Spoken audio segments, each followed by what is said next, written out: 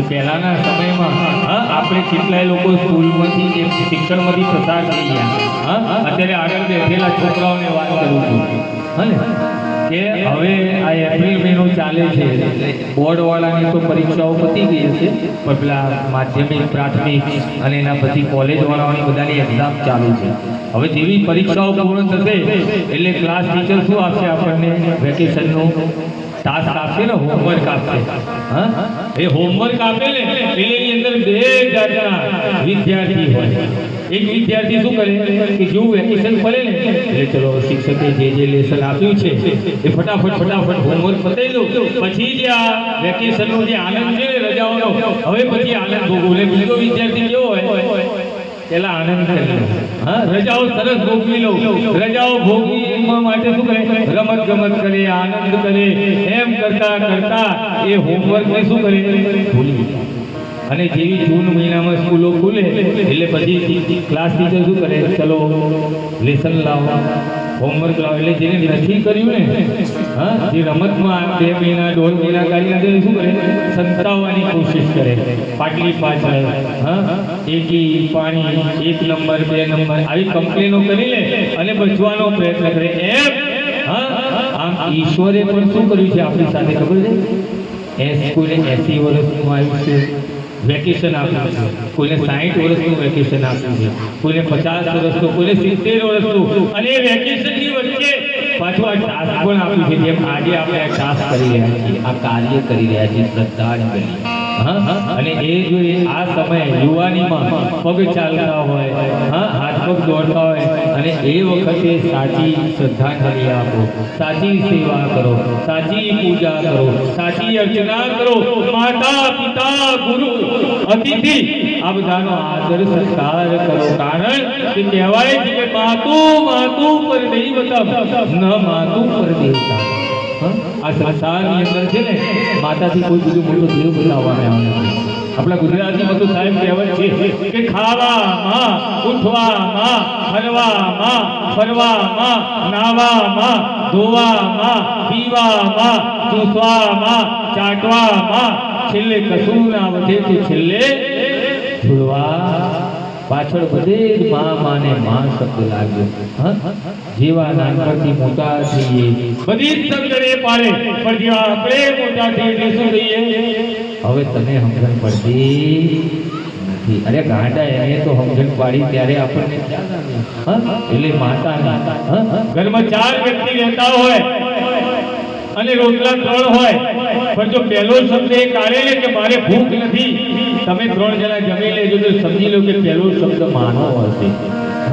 મેં તો બપોરનો ઉડકાર હજુ મારો બહાર એટલે માં છે એ માની ક્યારે વેદના પોતે ભીનામાં રહે આપણને કોરામાં રાખે પોતે તડકામાં સૂવે આપણને છાયામાં રાખે એ માં છે એટલે માની ક્યારે અવહેલા ના કરતો માને ક્યારે વેદના ના પૂછતો એક સમય એક દીકરી ઘણી વાલે ખભે લઈને નીકળી ગઈ એટલે મેં પૂછ્યું કે બાને ક્યાંય લઈ જાઓ તો ફરવા તમારી માને કંઈ થયું છે એટલે બેન કે મારી માં નથી મારી સાસુ માં છે ઓહો સરસ તો જાત્રાએ જઈ લઈતા લાગો ના લાગે જાત્રાએ નહીં આ તો કાળી ચૌદશ છે ને એટલે ખભે કરી કકડાટ બહાર કાઢવાનું એટલે ક્યારે પુત્ર વધુઓને નમ્ર વિનંતી છે કે સાસુ માને સાસુ તરીકે નહીં પણ માં તરીકે જોજો બીજી એક દીકરી બહેન હતી એની સાસુ માને દૂધનો પાલો લઈને ગઈ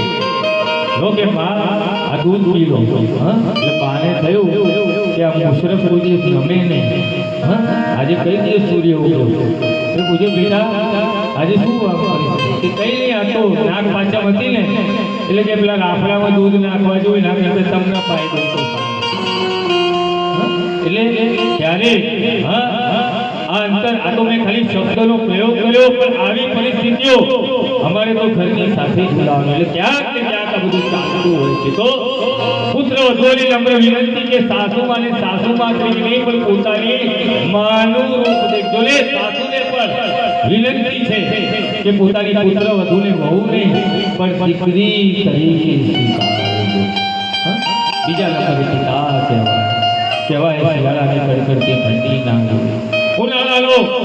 તો તાપ ના જોવે, ચોમાસાનો વરસતો વરસાદ ના જોવે. જે એને સહન કર્યું, જે પિતા સદૈવ વિચારતો કે જે મેં સહન કર્યું, જે મેં મારા ઉપર વિતાર્યું છે, જે મેં કષ્ટો જોયા છે, જે મેં તપ સહન કર્યું છે, જે મારી આવનારા પેઢી છે, મારા દીકરાઓ છે, ક્યારે ના જોવે, માટે રાત દિવસ કશું ના જોવે, સતત એની આ વ્યથા, એની પીડા. પોતે બીમાર હતા, ઘણી વખત મેં જોયું છે. આજે મારા અંતરથી આ શબ્દો નીકળે છે, કારણ કે હું તો સાથે જોડે લઈ લેતો. ઘણી ઘણી જોયું કે એમનાથી ન લેવાય, ન કામ થાય, ન ફળ મળે, તો પણ એ સતત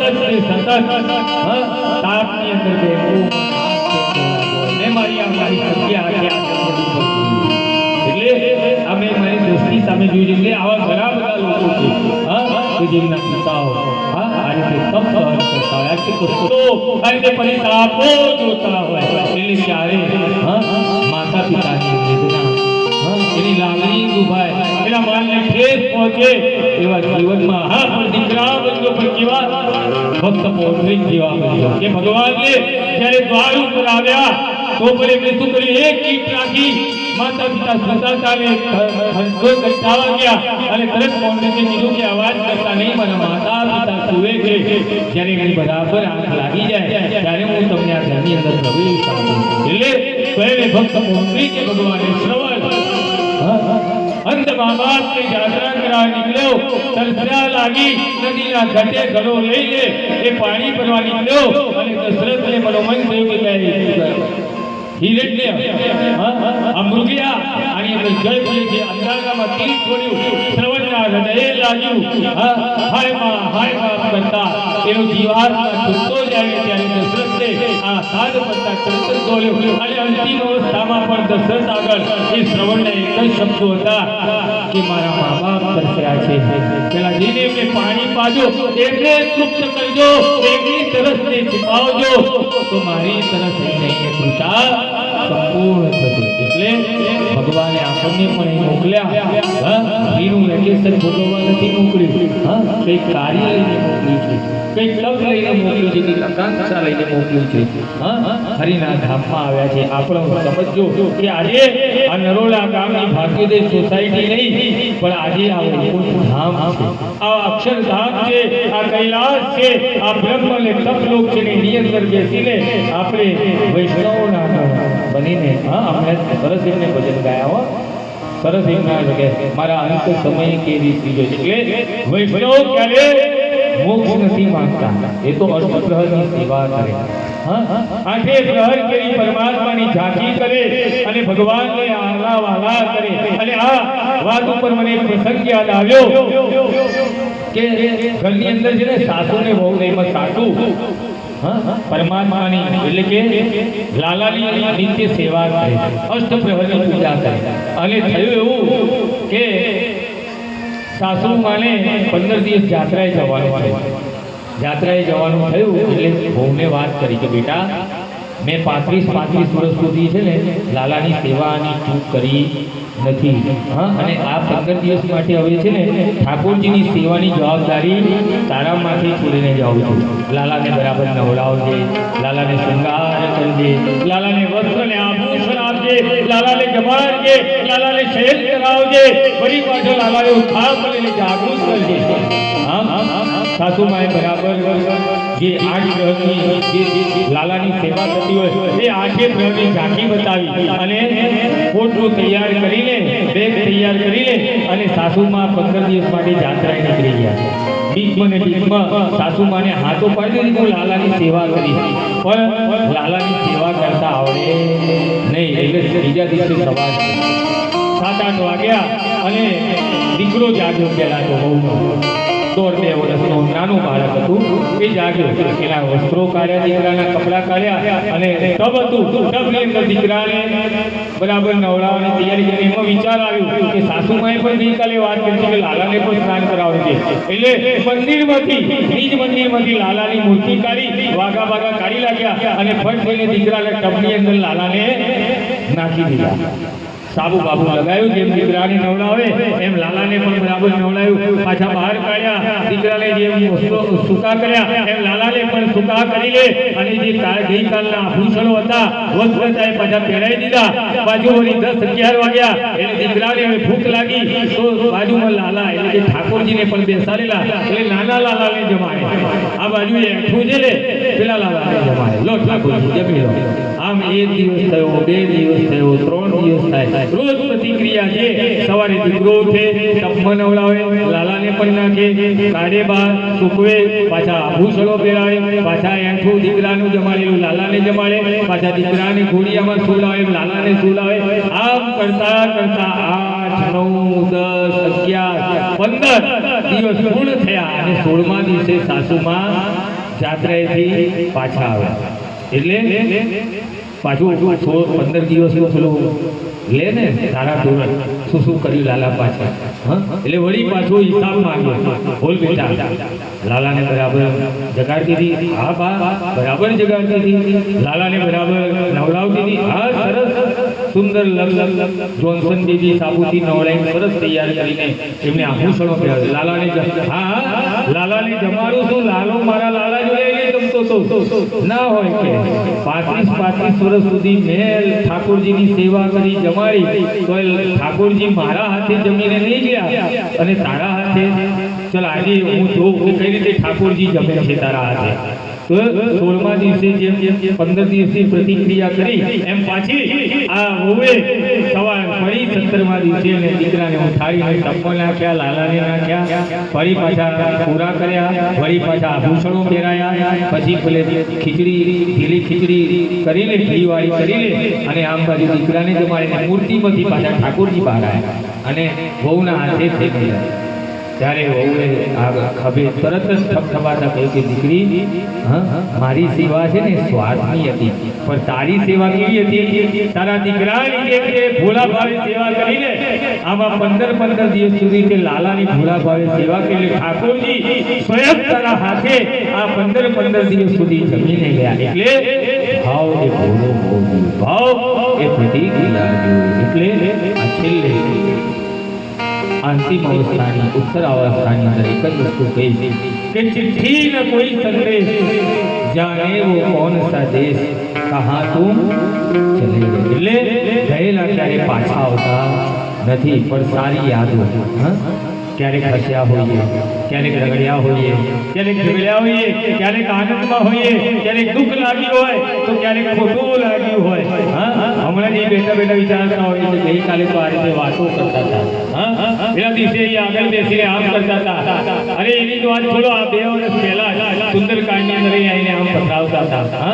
એટલે સમયને જતા વાર નથી લાગતી સાહેબ. એટલે સમયને સાથ જો પરમાત્માને, સમય એ જ પરમાત્મા છે, એટલે પરમાત્માની સાથે સમયને સાથ જો. તો આજે આ છેલ્લું ગાન કરીને પરમાત્માની ભક્તિ કરીને અને આ છેલ્લી સ્તુતિ ગઈને અંજલિ આપીને આરતી કરીને અને આ સાચી શ્રદ્ધાંજલિનો દરેક ભક્તગણ આજે વિરામ કર્યા.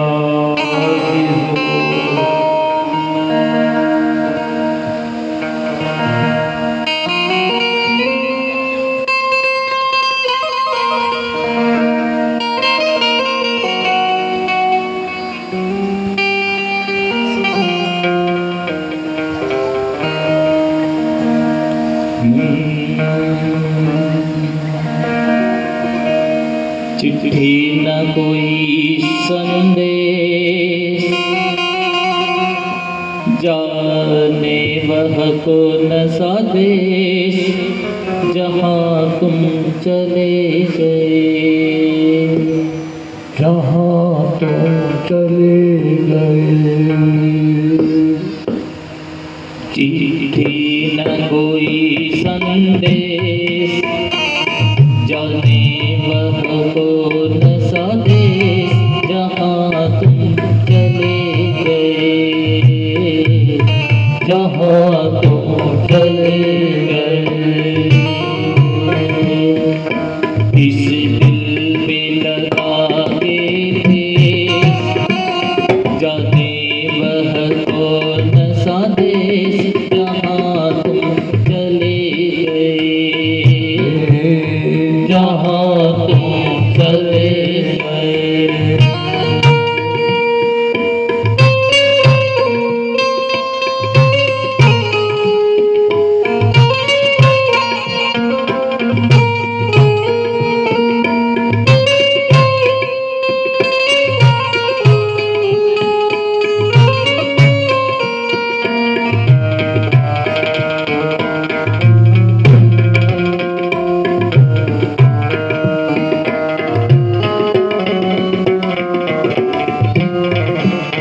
બાપુજી, આ છેલ્લી સમય હતો અને કદાચ જો તમને ખબર પડી ગઈ હતી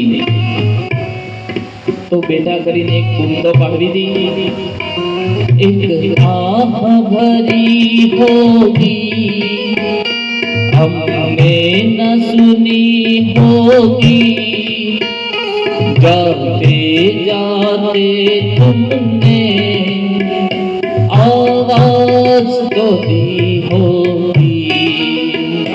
हर वक्त यही है गम, उस वक्त कहाँ थे हम, कहाँ तुम चले गए, कहाँ तुम चले गए।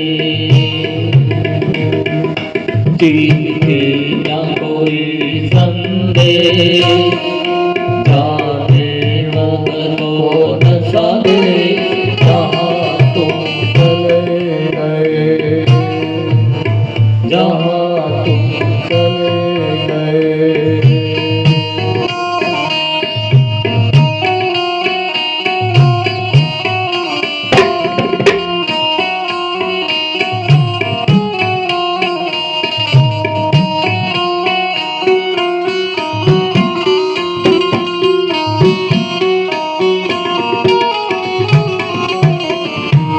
હે બાપુજી, તમને જીવનભર એટલો બધો પ્રેમ કર્યો છે અને તમે અમને પણ એટલો બધો પ્રેમ આપ્યો છે।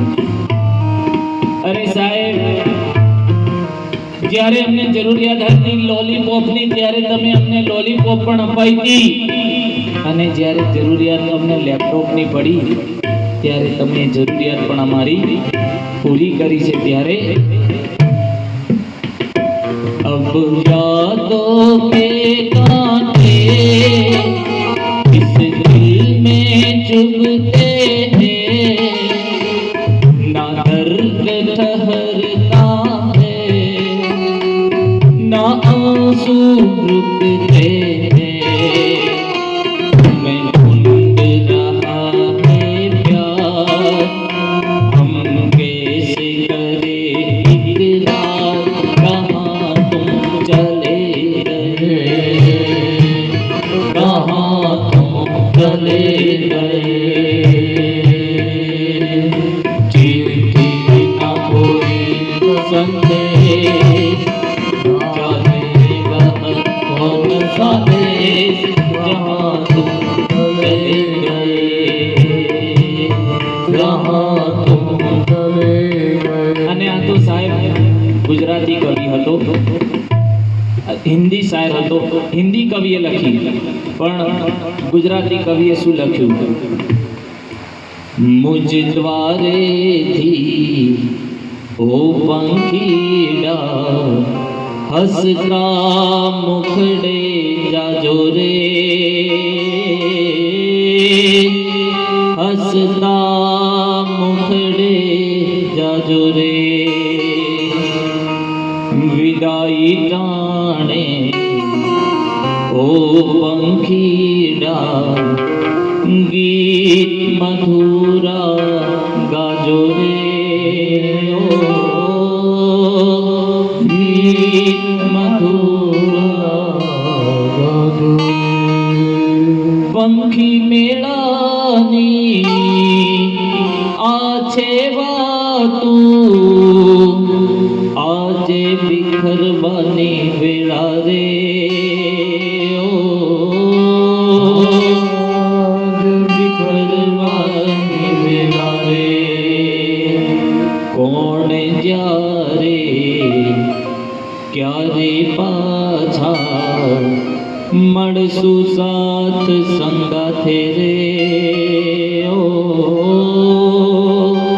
મળશું સાથ સંગાથે રે। એ પિતાજી, હે માં, આ જીવન દરમિયાન કદાચ અમારાથી તમને કંઈ બોલાઈ ગયું હોય તો અમારી દરેક ભૂલોને તમે માફ કરજો હે માં। याद तमारी अमने आवशे, अंतर अमारा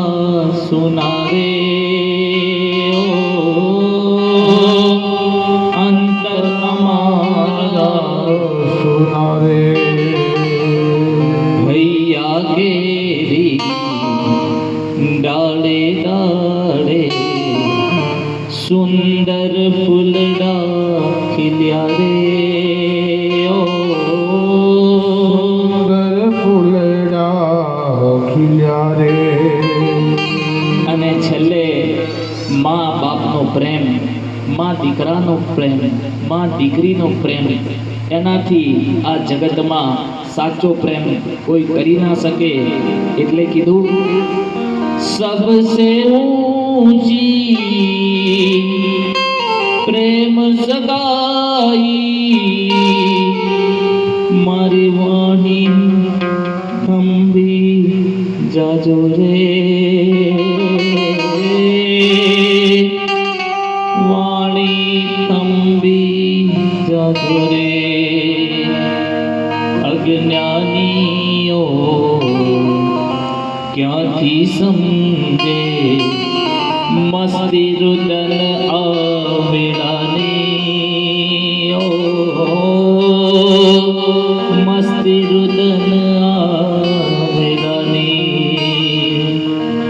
મુજ દ્વારેથી ઓ પંખીડા હસતા મુખડે જાજો રે હસતા મુખડે જાજો રે હસતા મુખડે જાજો રે. અને છેલ્લે સૌ સાથે મળી આ દિવ્ય આત્માને અંજલિ અર્પણ કરીએ ત્યારે हे आज उंगली थाम के तेरी मैं तुझने चलना सिखलाऊं. कल हाथ पकड़ना मेरा जब मैं बूढ़ा हो जाऊं. तू मिला तो मुझको मिला है जीने का नया सहारा. मेरा नाम करेगा रोशन जग में मेरा दुलारा. जग में मेरी राज दुलारी.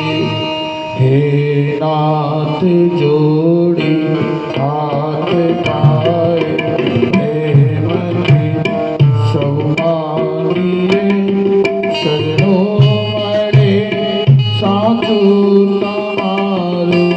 હે હૃદયથી માગીએ જે જીવ આવ્યો આપ પાસે ચરણમાં અપનાવજો.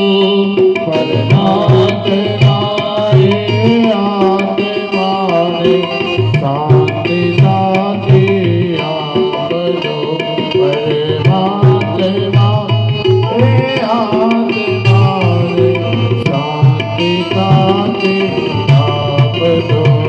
વળી કર્મના યોગે કરી જે કુળમાં એ અવતરે ત્યાં પૂર્ણ પ્રેમે ઓ પ્રભુજી આપની ભક્તિ કરે લક્ષ ચોરાસીના બંધનોને